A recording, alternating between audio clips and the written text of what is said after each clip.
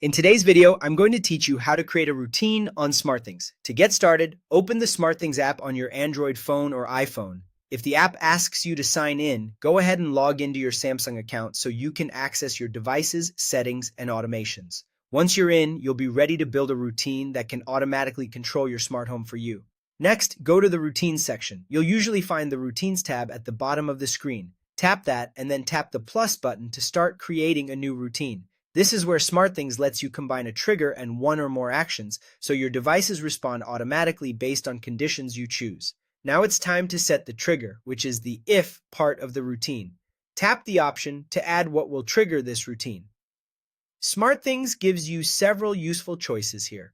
You can choose a specific time if you want something to happen on a schedule, like every morning or every night. You can also use device status changes, which is helpful if you want one device to react when another device changes state. Other options include your location, weather conditions, or SmartThings mode changes. The best trigger depends on what you want the routine to do, so choose the one that matches your goal. After that, set the action, which is the then part. Tap the option to add what this routine will do. Here, you can select one or more actions. For example, you can turn lights on or off, adjust a thermostat, control smart plugs or switches, send a notification, or even run another SmartThings scene. This is the part that actually makes your automation useful, so take a moment to choose the actions carefully.